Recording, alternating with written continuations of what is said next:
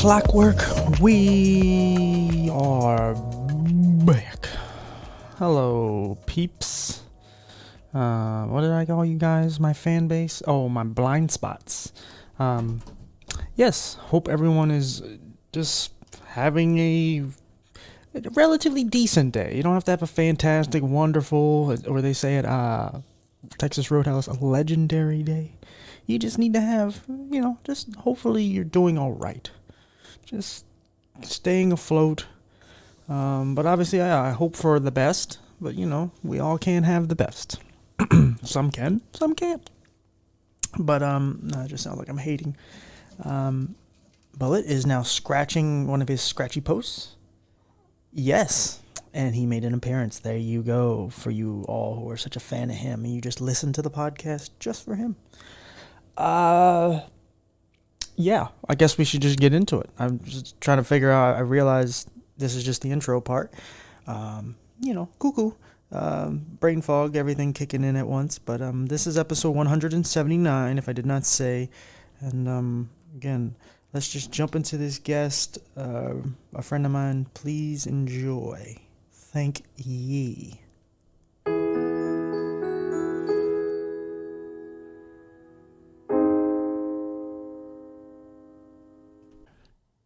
Okay, guys, we are here back in the lab, I guess. Me and Bullet. He is okay. He moved, so he knows his name. We are ready to go. Our next guest, I should say. I met on Podmatch. I feel like I haven't done a guest off of Podmatch in a minute. I've been finding him in other areas, but he called me the other day after I gave him my number, and I thought it was weird because I could have sworn we had already done an episode because we've been talking about it for a good while.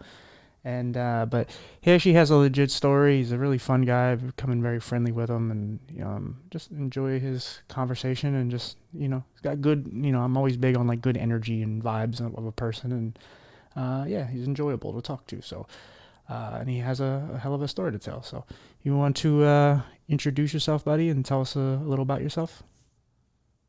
Yeah, thanks, Peach. I'm Ethan Bach. I wrote a memoir called Straight Out of the Cuckoo's Nest. And if you've seen the movie One Flew Over the Cuckoo's Nest, right? You know the subject matter about Jack Nicholson, right? Jack Nicholson? Yeah, Jack Nicholson, yep. About him being in a mental institution. So there's lots of that in my story. But basically, the short stick of my story, if you want to put it that way, is at 17, I got a brain tumor. I had surgeries and whatnot until I was like 19. And then because of the medical steroids they gave me, I went to a psychosis, a steroid psychosis. And, this craziness, hospitals, delusions, hallucinations, and stuff. And then my family and I moved down to California because they wanted to be closer to family, and also they wanted me to be closer to UCLA to get MRIs and get better doctors there and stuff. And but then there was 4 more psychosis episodes that happened. Each one kind of got more involved and kind of longer and kind of worse. And I know that I wouldn't be alive today if it wasn't for my parents, an ex-roommate I had, and just pure dumb luck. Sure. Because there were many situations where I was, walking in the middle of Death Valley by myself. And or just lots of other situations.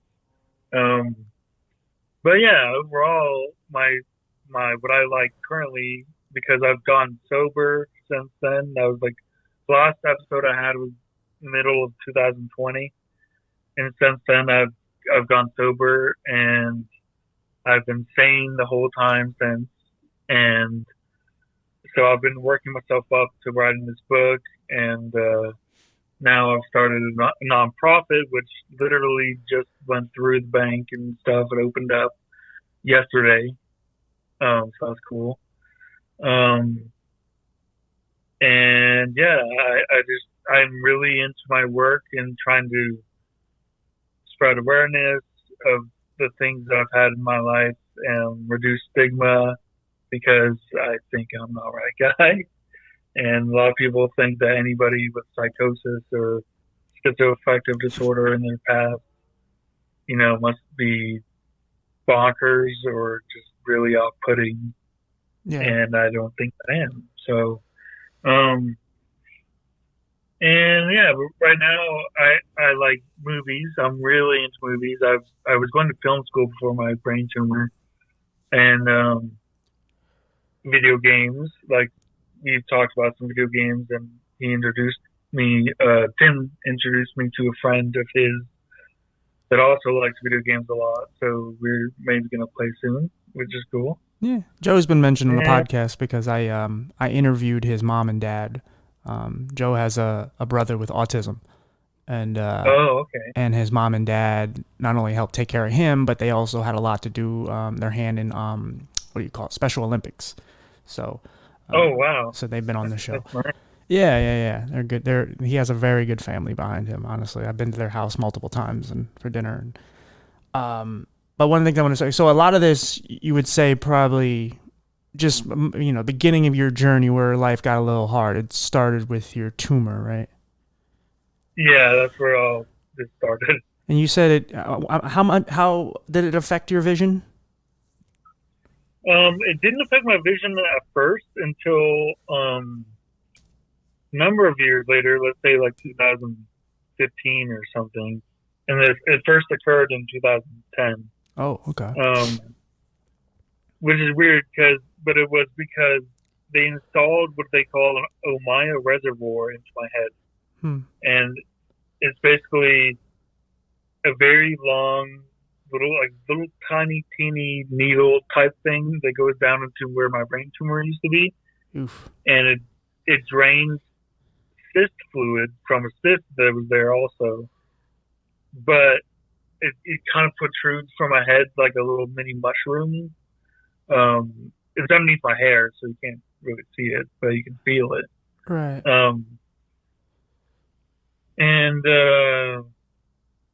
So when I randomly hit my head on that spot on my head, just doing normal things and sure, or rubbing it too hard when I'm taking a shower or something, and then my eyes will start to go double or like extra blurry when that happens.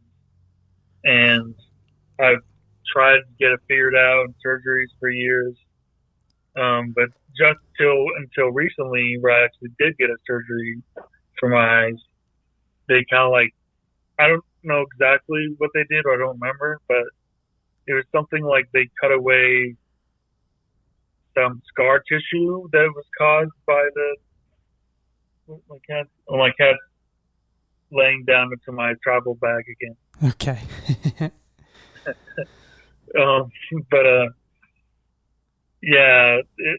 It was touching my reservoir seems to make my eyes go double even more than what they normally go, and it's really hard to explain unless I'm in the room with you and you can see. But when I'm looking down with my eyes, not my head moving, but just my eyes. Mm-hmm. When I'm looking down, everything seems perfect and normal. But if I look up, then it goes double. Mm. So anything with looking up or looking past the middle point of your vision, it is when it goes double. I don't know.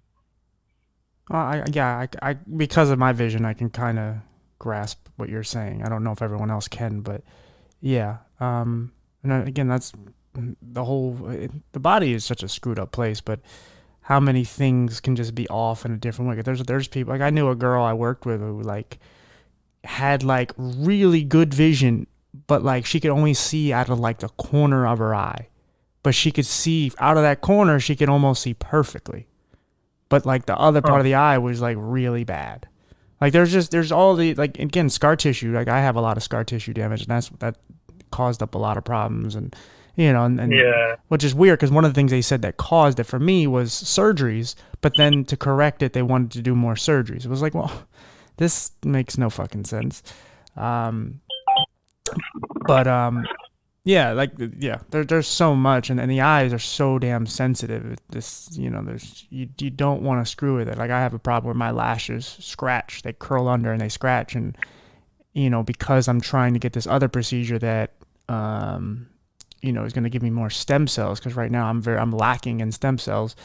Oh. Any real scratch could cause scar damage, which could really screw them up more. So I have to be careful.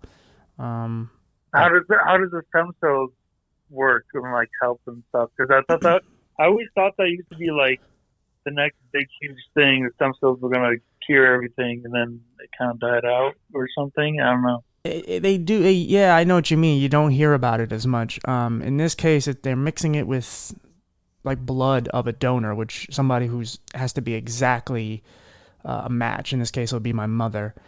And somehow it's the, like, I don't know how exactly they do it, but there's some sort of paste or something on my eye.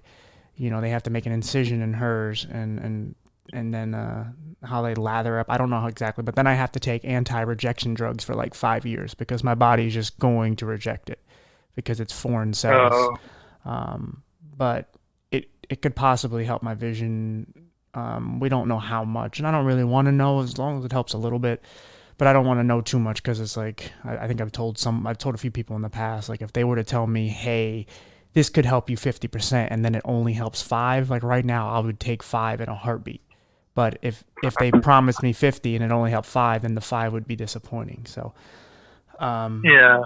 but yeah, I've had so many eye surgeries, it's ridiculous. And yeah, again, but mine also wasn't caused from a tumor.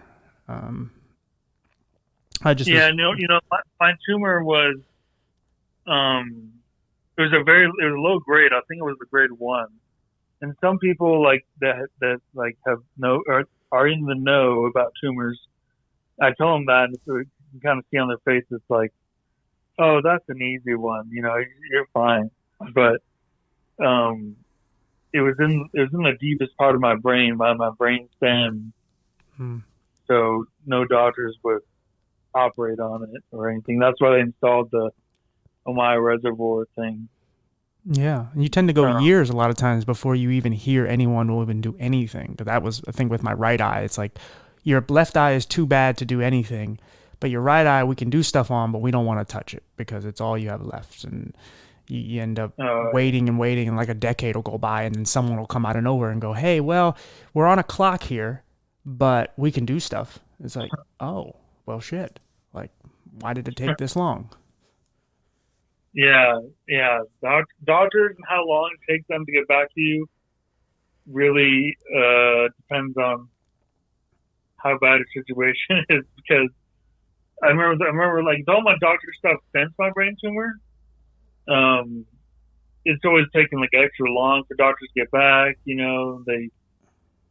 don't know, but with the brain tumor, I got the MRI. My doctor called me on my phone like 2 hours later, and I was playing video games with a friend. The actual And he doctor told me I called had you. brain tumor. Yeah, Wow. That doesn't happen and very often. yeah, I mean, I don't know, that has not happened since then. But that first time that happened, there was like something's obviously wrong. The doctor's calling me. Yeah.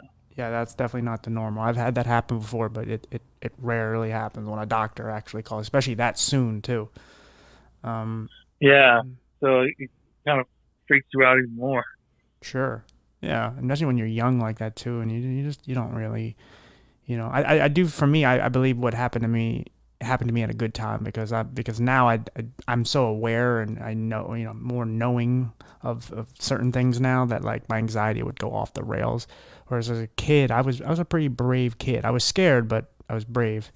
But still, that unknowing, and just, uncertainty and all that, it screws you up, because you just, especially in your case. Yeah, I think for me, if it were to have happened right now, Mm-hmm. because I'm like decently smart and I know about brain tumors, I would probably freak out more, like you were saying. Right. Whereas when I was a kid and they got it when I was 17, I think I was just naive and just like, oh yeah, the doctors will fix me. It'll be good. Yeah, I'm feeling fine right now. Like there were physical problems with me too. I got a reckless driving ticket just from my hands on the wheel shaking and my foot on the pedal shaking. But I don't know. At the time, I don't remember being scared, which is weird. Like that's why I just chalk it up to being naive. But I don't know. Yeah. So like all these like moments of like psychosis, is that caused from the tumor too? Or is that something totally unrelated? Um, the tumor is a part of it. So um, I learned through my research for my book. I went on YouTube and searching around for psychosis things. And I found some lectures by a guy named Kwame Mackenzie. He's from like London, I think, Okay. and he's like some sort of expert on psychosis. And he's talking about what causes it and how there's so many different risk factors and things that make up psychoses and psychotic breaks. And like one of them is if you grow up in like an inner city, then you have whatever more times chance to get a psychosis when you're older, just because of the city and the noises and congestion and stuff. But anyway, the first one was definitely brought on by some of the tumor, a lot of the steroids, and then some drugs. Just me and my friends being stupid, smoking like spice and stuff like that at the time. Okay. I was And gonna that's ask you what you all were this into, is about. so I figured it had to be something crazy. Yeah. So, but the rest of the psychotic breaks that I had in California, those were probably just a mix of a couple of things. Stress, just from I was like working for Game Show Network at the time, and I had to commute like 3 hours to get there each way, and it didn't be much time to do anything else. And I hate driving on the freeways in LA. It sucks. So that plus, I guess, oh yeah, plus I wasn't taking my medications as well as I should have at the time. Like I said, just young, stupid, naive. I don't know. I'm like 20 at this point, 21. And that's because I was into drinking also, and I was kind of like left with a decision. Like I could either take all my pills right now at nighttime to keep me away from psychosis, or I can get wasted and have fun getting drunk. Mm. And most of the time, I chose that. So, oh my cat just scratched me. She popped out from the bag, my travel bag. Anyway, It's playtime. um, Now, what were it may be a weird question, but what was it that you were trying? Because you said that you had like a very good supportive system around you, family and everything. What was it that you were like escaping from, or were you just like in a weird crowd where you just were kind of like peer pressure type of thing? Like, why were you, drinking and doing drugs and, I think it was because a little bit of escapism from family and stuff, but also the main thing is just because the first psychosis, the wildest, most darkest psychoses I had was the first one and the fifth one. So because the first one was so bad and so dark, I was just reeling from that and just kind of reliving it too much and trying to forget that.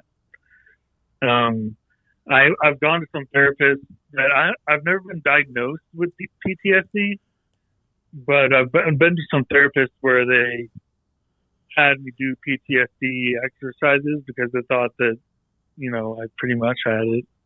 And I did some ASMR, I think it's called, where they put like headphones on you and play boops and weird noises and stuff. Yeah, sounds and things there to relax you.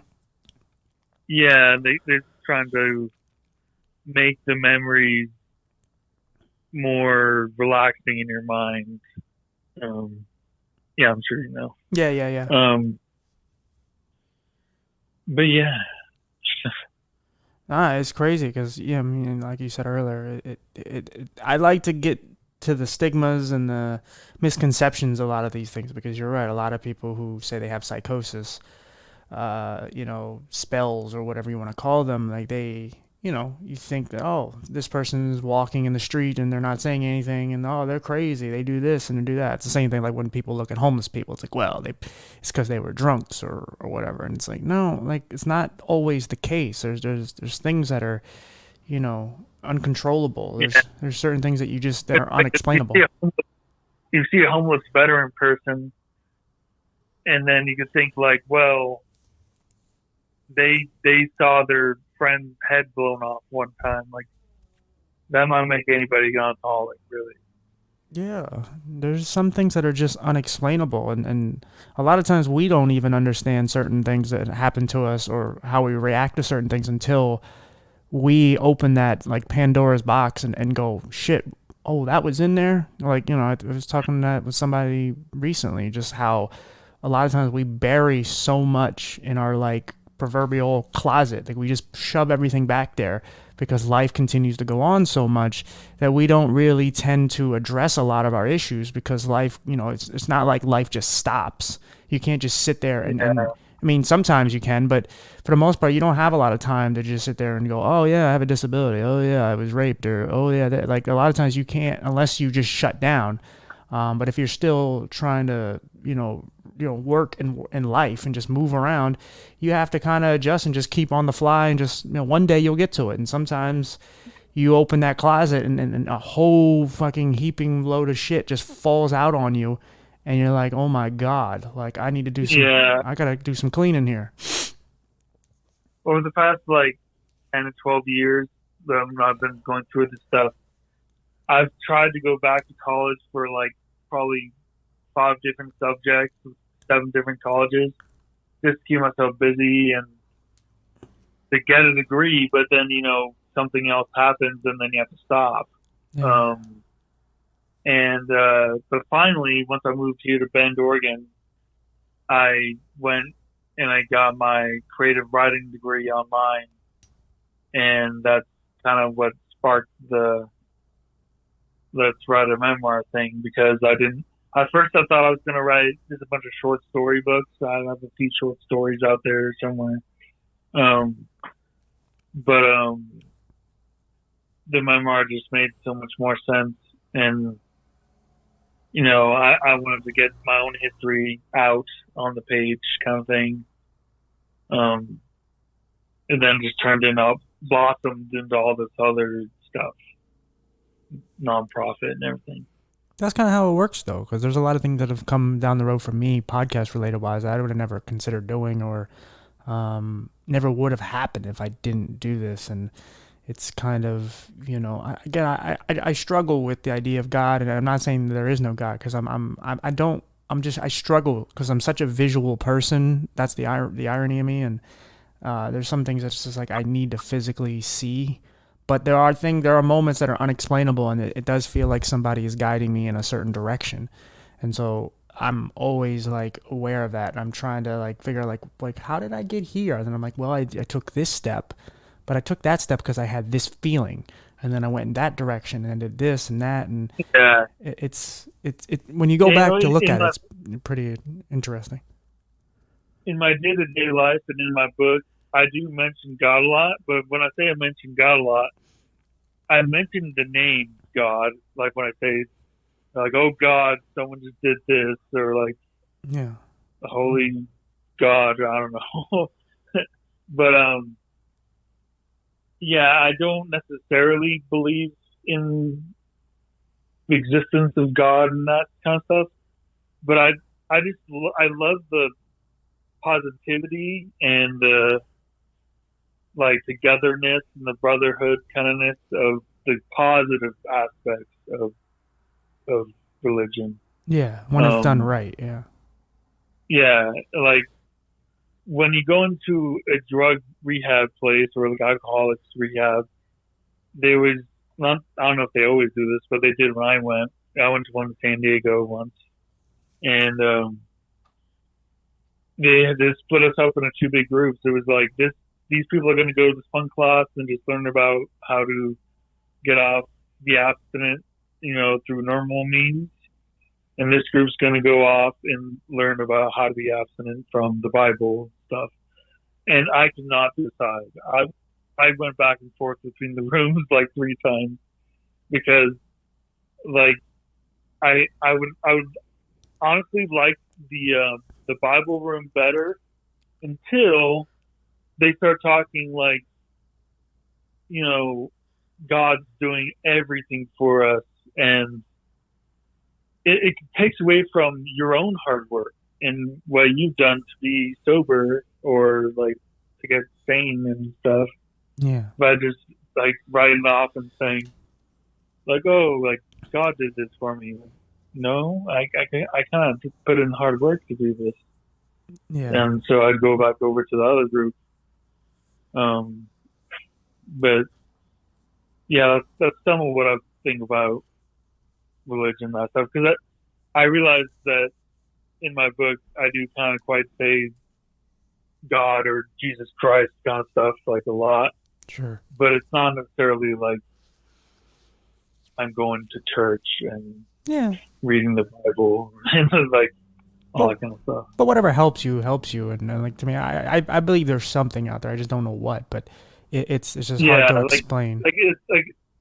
Like I like to say that it's not that there's the God that everyone talks about, but there's a God somewhere. Yeah. There's definitely, I believe there's definitely something. It's just we as people fucked up a lot of this stuff. We like to make up what he's saying and not saying, and it's just a bunch of people wrote some shit, and most of that stuff in general is supposed to just get you through your life. They're symbolisms, they're not real stories.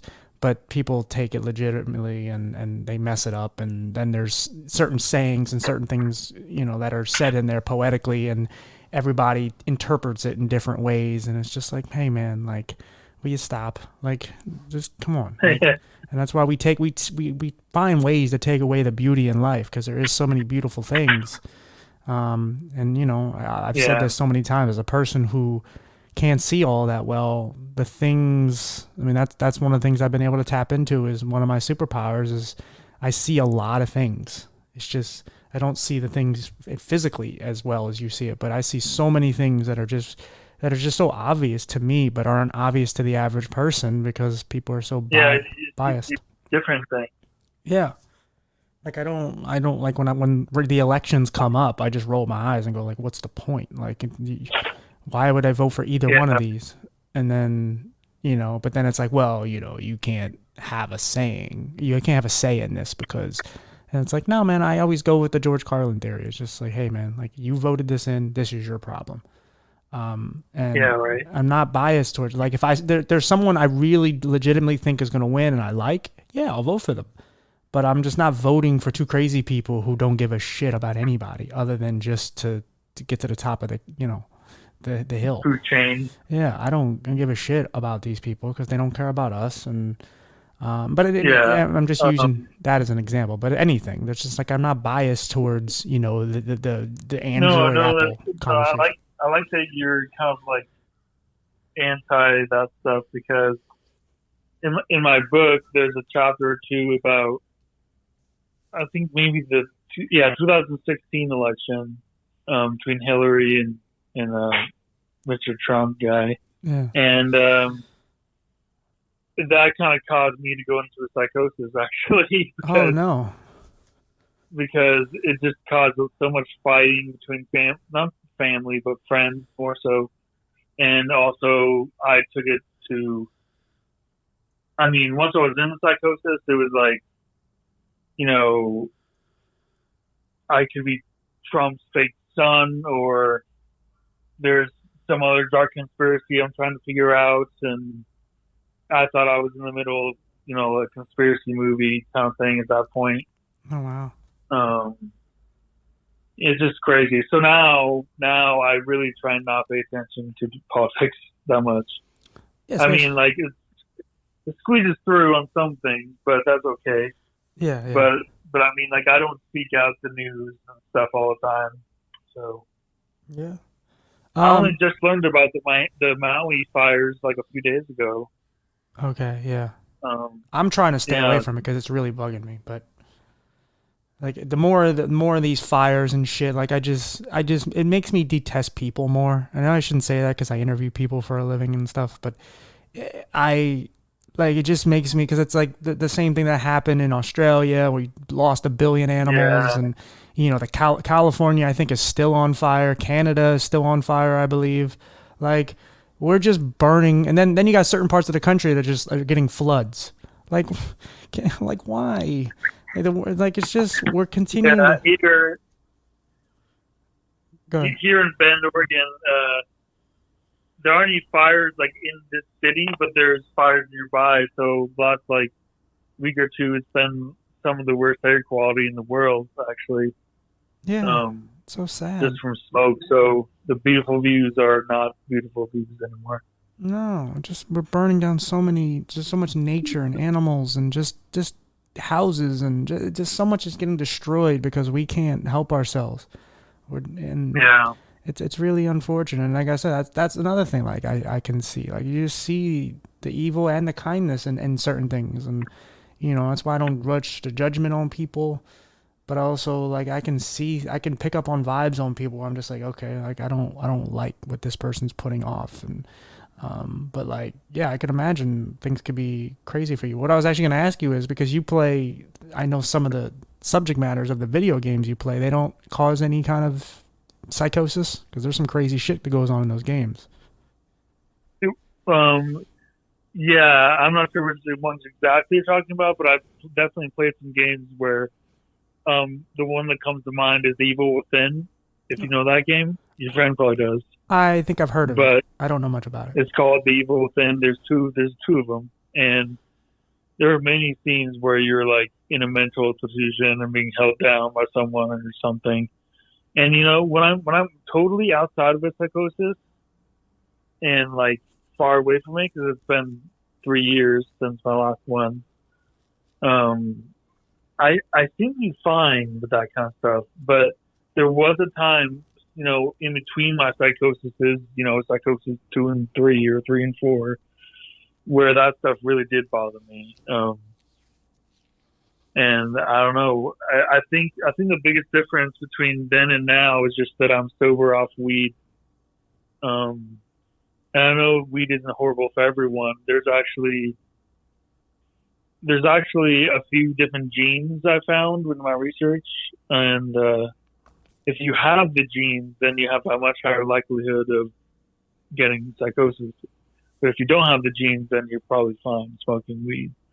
Yeah. Um, and that's kind of what my stance is on that. But Yeah. um, That makes sense though. I mean, but, there's people that are allergic to water.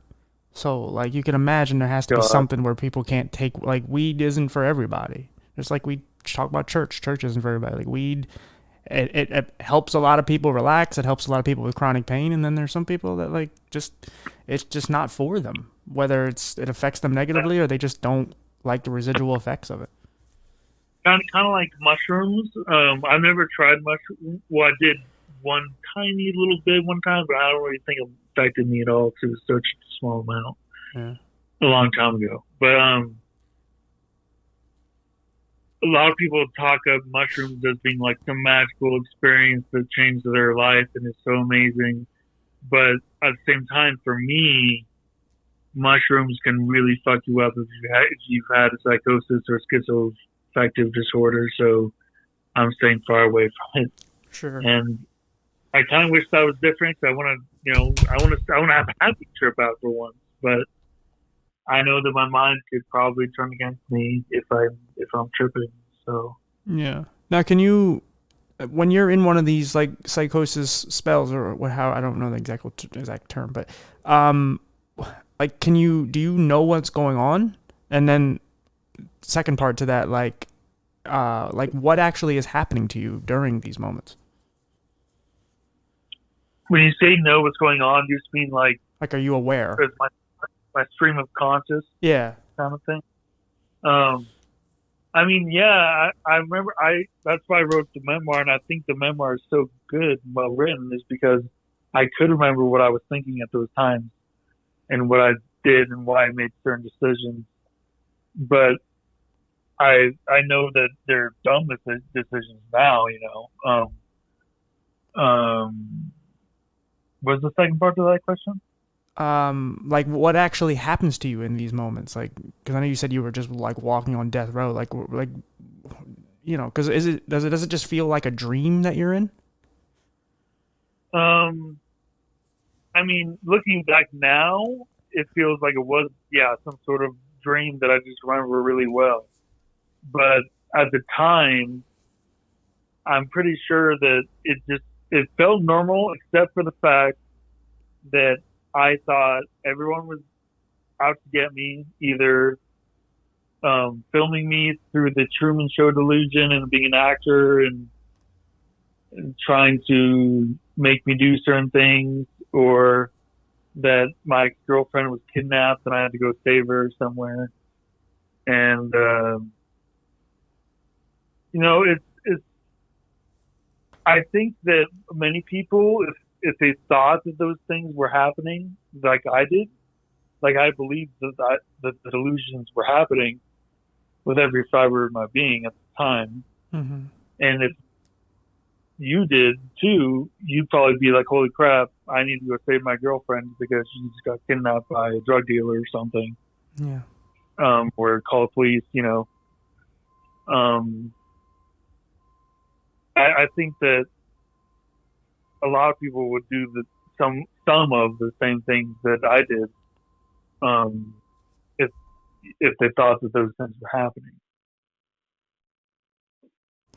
Yeah, interesting. Yeah, because it's like I said, I can kind of envision it, but it's hard to imagine just like can you like if you hurt yourself, could you actually feel like pain, or are you just like completely like you know Um, I talk about this in my book that there's nothing like resilience and strength and my I forget the word, but as being in a psychosis for me because I was just so hell bent on whatever mission I had. It was always a life and death situation, and I was in the middle of a movie, but it was a life death situation at the same time.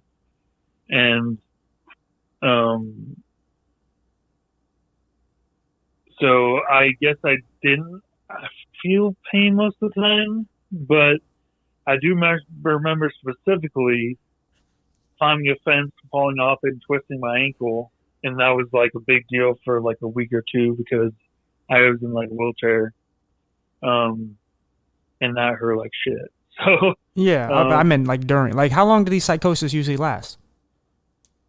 the main like high tier level of psychosis Yeah. probably months, Oh, Jesus, a but month. Okay, I was visioning like like honestly, I was thinking of it like a what do you call it? Like sleepwalking. Like you just like you go out for a few hours, go for a stroll, come back, and then all of a sudden you just like you're looking at your life like, yeah, where the hell was I for I, 5 hours? I belong to some schizophrenia and psychosis subreddits on Reddit, and there's people that come on there and they say some things, and I used to kind of get mad at them, thinking like mine wasn't like that, but really it could be just different for everyone. And yeah, for me the main part of it lasted a month, and then it would always take like probably 4 or 5 months to kind of come down to a base level, just like to be perfectly not perfectly normal, but I mean mostly normal again. Because, like, for instance, one time when I I came out of the mental hospital. I was living with my parents, and this is probably like a month after I came home. We went to like Target or Walmart or something, and there's a homeless man outside. And I remember like I was feeling like I wasn't doing other crazy things, but something in me told me like I need to get this man some food right now. So I ran or galloped or whatever you want to call it, to the nearest chip aisle, and I grabbed a party pack of chips and just ran out the store. I didn't pay for it. Okay. And I gave it to him, and I was like, "Here you go."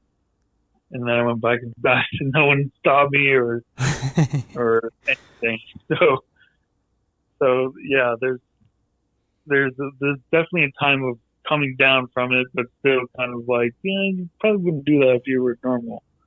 Yeah, you could have been like a superhero.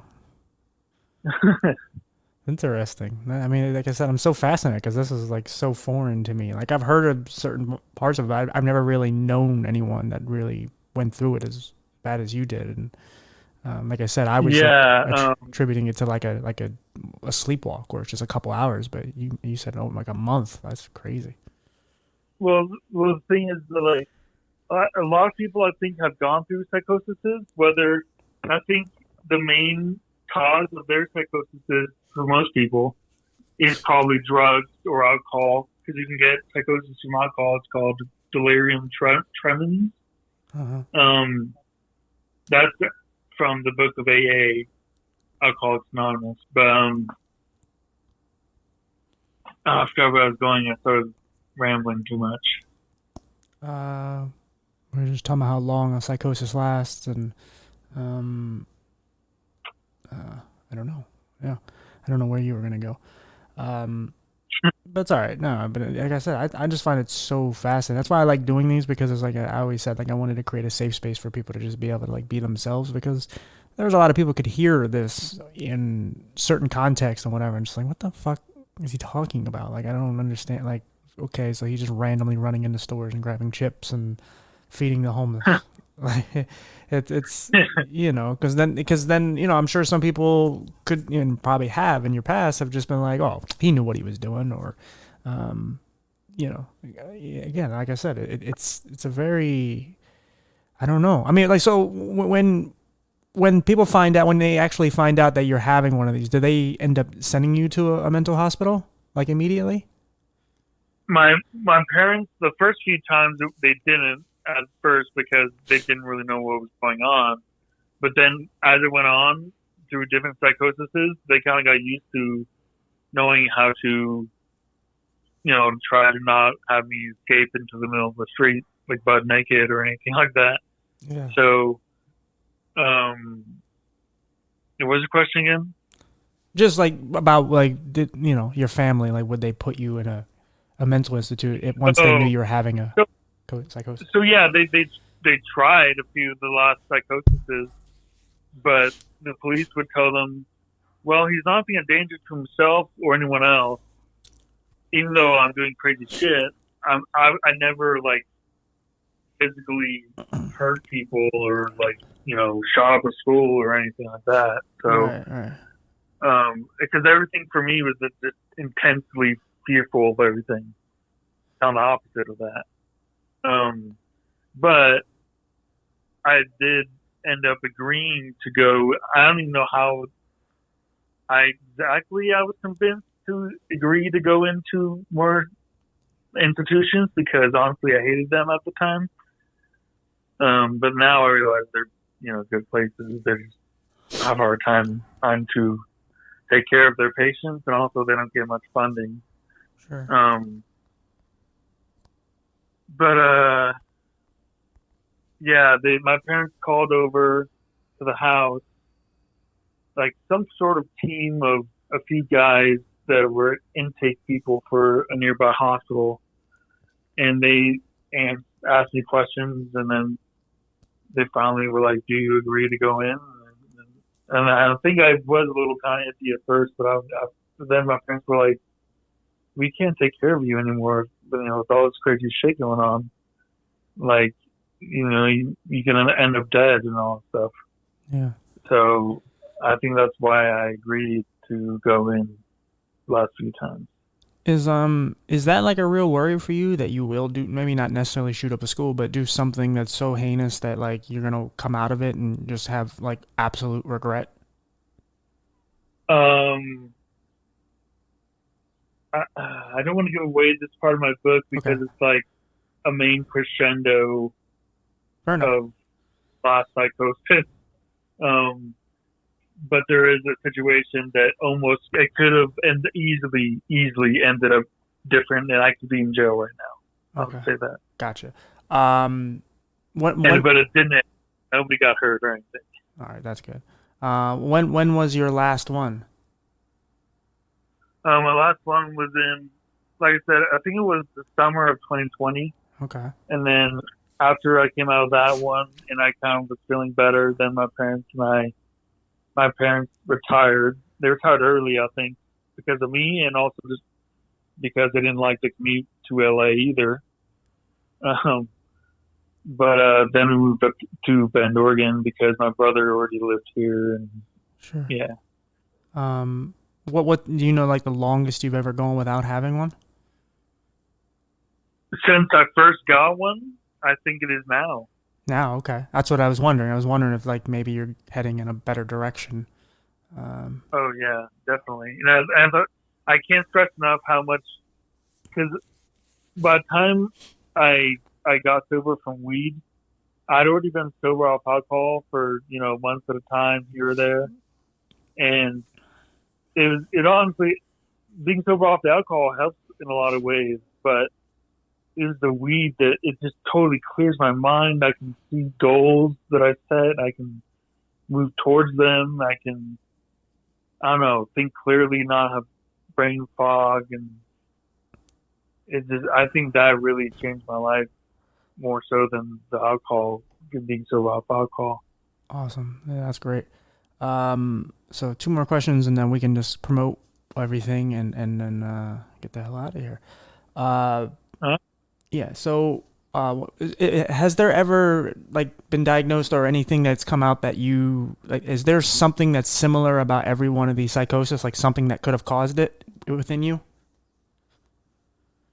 Um, I don't want to say cause it because, like I said, there's many different risk factors that go into each one, but there are factors that have been in everyone in the psychosis in day to day life, which was the Truman Show delusion and my ex girlfriend from like 2009 or 10, which I haven't spoke to in like 12 years, by the way. It's just that when I first had the first psychosis, it was right around the time she broke up with me. So I think that kind of paired the two things in my mind or something Uh-huh. to where whenever I was in a psychosis, it was like, oh, I'm back to the first time again, and we're together, kind of thing. I don't know. Sure.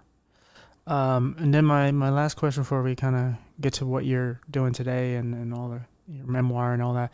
Uh, do you have, because you said you're a movie guy, so this is off subject. Do you have like a top Yeah, five favorite movies? top five. Or you Ooh. could just give me a few movies that you really like. It doesn't have to be actual top five, but I've always liked The Departed. okay, it's a great movie. I've always liked The Grand Budapest Hotel just because of the imagery, and I really wish it was a real place. And then I've always liked um, Forrest Gump used to be my biggest answer when someone would ask me a question like that. But when you get older and you realize how,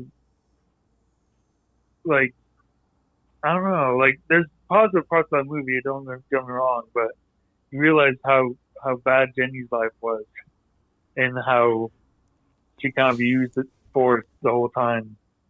Um, Yeah, there's some really darkness to it. There's some real like dark moments and things that like subject matter in that movie because there's just not a couple of things that have come out where people are frustrated that like so many people with disabilities don't ever get any kind of roles like that. And again, Hanks was great, but there's times where it's just like, why is it that someone actually has to play one to be on the screen? But Yeah. it's still a good movie. Sure. It's just, it doesn't, has moments. Speaking of disabilities and actors and movies, there's he's kind of a friend, acquaintance of mine that's a host of another podcast named The Film Vault, and they're all about movies. And he's making a movie right now, a documentary called Loaded for Bear, and it's about a group of, what do you call it, neurodivergent? You mean like people with special needs? Actors, like autistic actors, or okay, yeah, they have autism, and they're part of this acting group in LA, and the documentary's on them, and they're making a movie off it.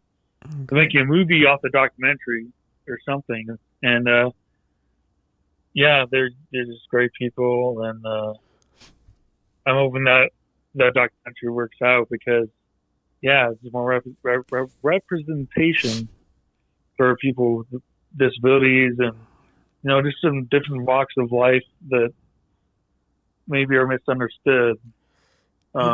Yeah, that's why I was so. It's kind of what I'm doing, Yeah, that's why I love like R.J. Mitty, the guy who plays Walt Jr. in Breaking Bad, and yeah, people like that. I identified with him when that came out. Yeah, I tried to get a hold of him. He's hard to get a hold of, but but I mean, I just love that. I mean, he has the condition and he advocates for it, and he also is on one of the greatest shows ever.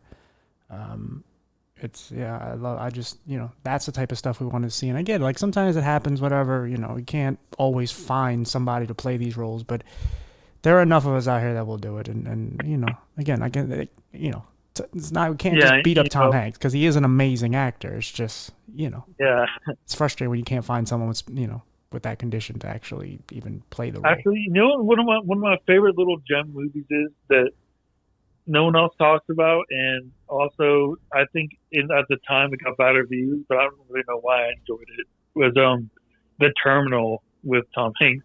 Oh yeah, I've seen where that. He plays like an Armenian maybe guy that he comes to LAX and in the airport, and then he loses his passport or something, so he has to be stuck at the airport for like months.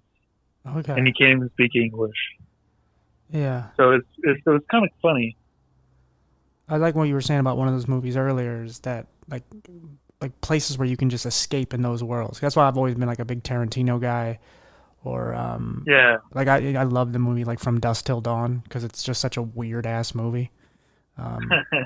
Because it's George Clooney's like first ever movie, and it's two movies in one. It's just these guys one really heinous brother in Tarantino's character, and then the other one he's just kind of he's a piece of shit too, just not as bad. And then he breaks them out, and it's just this whole thing. They're on the run, and then all of a sudden now they're in a bar and there's vampires. It's like, oh, okay. Yeah. And it's kind of got some cheesy shit to it, but there's some great actors in it, and it's just a fun movie. And it's just like, I just would like to be there. And of course, the delicious. Yeah, I need to watch that again. I only saw it once, like 10 years ago. I need to watch it again. They even made a show. They tried to make a show about it. Actually, the same guy made it. Rodriguez. What's his name? Okay. I forget his name, something Rodriguez.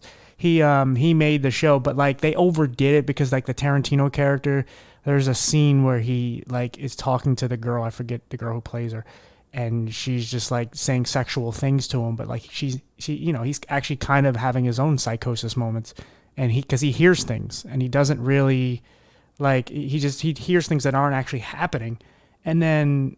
But in the show, it happens like every 5 minutes, and it just takes away from it, because it's like, all right, we get it. Like he's just hearing things all the time, and it took like, I guess the movie, just as much as I'd like a mini series of it, because it gave you some background information on it, but it drug on way too long. Yeah, there's some movies and even commercials that they've made TV series off of that just end up not being very good. Yeah, and there's some things that just... Even if the intention behind it is good or sound. Yeah, and there's just some things that were meant... Like, The Sopranos was meant to be a show. It couldn't be a movie. But, like, there are some things that just are... Like, there's just some things you can... Because there are things that characters need to be drawn out more, and like I said, Breaking Bad couldn't have been a movie. There has Yeah, been a Breaking Bad movie, but it it's wrapping up a character. But you can't do that whole show like that. But there are movies like The Departed. You can do, you can do that in 2.5 hours, or like Lord of the Rings, or you can do them in a couple movies, or like yeah. the Marvel movies where you can break it down into multiple different characters, and just attach the whole universe in one. But yeah, it's good that we have both. But unfortunately, as much as I'm a huge movie and TV guy, forget the strike in general. I think just entertainment just hasn't been, as fruitful. Like, we're not getting as great a content as we used to get. It's not as original, and everything is all about sequels and what was famous in the past, kind of thing. Yeah, I mean, I watched the latest Transformers, and I was so disappointed. It's like, oh. I actually just watched a movie last night that it reminded me of my psychosis, but it's not necessarily like he's having psycho. It's called Beau is Afraid. Have you seen it? Okay, I seen that it's on Netflix, right? It's on Amazon Prime. It's on Amazon That's Prime. where I watched it. Amazon. Okay, well, I saw Yeah. I have that platform. Okay, I saw a preview of it, but I didn't watch it. Yeah, it's effing nuts, man. It's like nonstop, just like crazy shit happening all around him. I don't want to give away the story of it, but Oh, I'll watch it. Is it a movie or a show? it's a movie. What's it called? 3 hours. Beau too. is what? Beau is Afraid. I was afraid. Okay, I'll check it out. Yeah. I couldn't believe some parts, but I had to stop halfway through. I'm like, I can't handle all this at once. Yeah. But yeah, we'll get done. Let's get this done, and we can talk about whatever else, because we'll just go on forever about other things. And All right. so why don't you promote like your memoir, and and then just kind of like why you started a nonprofit, and what's the whole gist of it. All right. So my memoir is not out yet, but it will be soon, and it is called Straight Out of the Cuckoo's Nest, with like the Straight Outta Compton, and like Right. it's a marrying between Straight Outta Compton and One Floor Over the Cuckoo's Nest, Sure. but the subtitle beneath that will be a survivor's journey. And if you go to Instagram and you type in Straight Out of the Cuckoo's Nest with underscores in between the words, you'll find me. And I update that the most. Instagram is where I'm at the most. Okay. And but I do have a website that has much information and cool stuff on it. So you just straight out cuckoosnest.org. And I started the nonprofit aspect of it because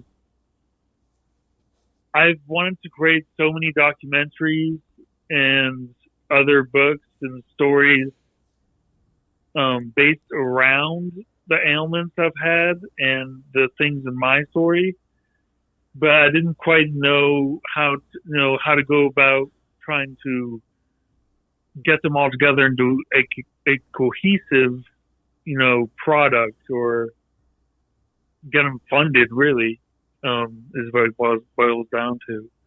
But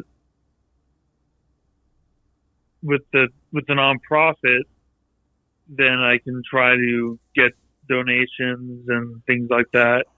And I wish I had my mission statement and my vision statement out right now, so I could tell you exactly why I started it. And because I just made the mission vision statement like 2 days ago, and I don't really remember it off the top of my head. This is embarrassing, but I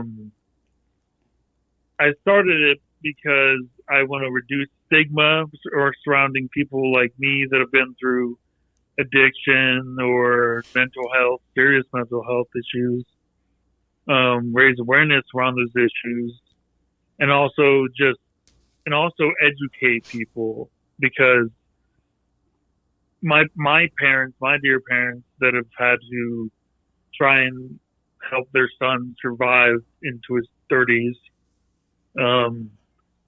if there was someone like me already out with a book and maybe a movie or something by the time I had my psychosis, then there would have been so much more information readily available for them to find online and stuff about the Truman Show delusion and psychosis and stuff that I'm aiming to, put out there with my book and my other products of my nonprofit. Sure. Oh, that's awesome. Yeah, that makes a lot of sense. I mean, it's, again, I'll say it. It seems like I say it every damn episode, but that's why I just love people who take their pain and they turn it into something beautiful, and they're trying to help give back, because, no one wants to go through this shit. Like, regardless of whatever, having a disability, mental health, psychosis moments, like, being homeless, having addiction issues, all these things that we cover, like, no one wants to see other people go through that. We don't wish this shit on people. Unless you're Yeah. just a cynic, or you're just a, deep, like a dark, hurting just person that just wants to see other people hurt too. But, like, no, that's not what we want here. Like, we just want to help, because, like, it's sometimes some of us have to be like sacrificial lambs, and we have to go through it and try to find ways to solve it so others don't have to, endure it themselves. Yeah. That makes sense. Go ahead. Yeah. Yeah. Well, don't hang up, because I want to talk to you about something. But I appreciate you coming on, buddy. Like I said, I'm glad we've become friends, and glad I can hook you up with my friend Joe. Yeah, totally. And yeah, you're a good dude. I'm happy we actually finally got to get this done. And yeah, thank you again. Yeah, I was glad to be here, and maybe I'll come back in the future. Sure. See you, everybody.